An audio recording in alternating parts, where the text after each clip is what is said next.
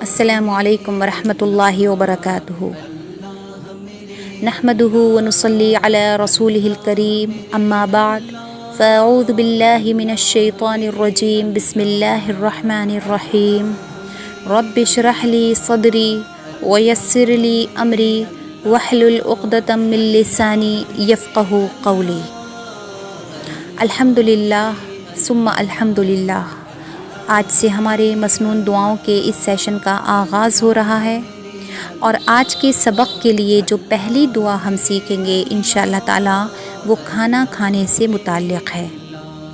دیکھیے، ہر مسلمان کے لیے جو مسنون طریقہ ہے وہ یہی ہے کہ وہ کھانے اور پینے سے پہلے بسم اللہ پڑھے، تاکہ جو بھی چیز وہ کھا یا پی رہا ہے اس میں اس کے لیے برکت شامل ہو جائے، اور جب برکت شامل ہوگی تو پھر انشاءاللہ ہمارے جسم اور ہمارے اعضاء کی حفاظت بھی ہوگی اور سنت پر عمل کا ثواب بھی ملے گا انشاءاللہ تعالی۔ لہٰذا کھانے سے پہلے کی دعا کے جو مسنون الفاظ ہیں وہ ہیں بسم اللہ، ترجمہ شروع اللہ کے نام سے، یعنی اللہ کے نام سے کھانا یا پینا شروع کرتی ہوں۔ اچھا، کبھی کبھی بسا اوقات ایسا ہو جاتا ہے کہ ہم کھانے سے پہلے بسم اللہ کہنا بھول جاتے ہیں، تو اس کے لیے بھی دعا الحمدللہ موجود ہے۔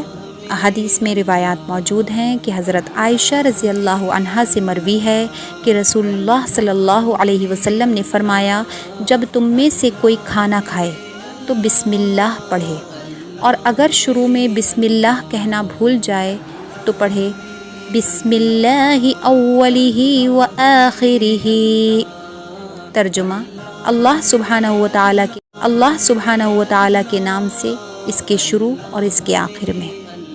لہٰذا آج کے سبق کے لیے یہ دو دعائیں، یعنی کھانا کھانے سے پہلے کی اور کھانے سے پہلے بسم اللہ کہنا بھول جائے تو کیا دعا پڑھنی چاہیے، یہ دو آپ کی دعائیں آج کے سبق کے لیے ہو جاتی ہیں الحمدللہ۔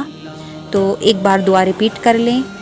کھانا کھانے سے پہلے کی دعا، بسم اللہ، بسم اللہ، شروع اللہ کے نام سے، یعنی اللہ کے نام سے کھانا یا پینا شروع کرتی ہوں۔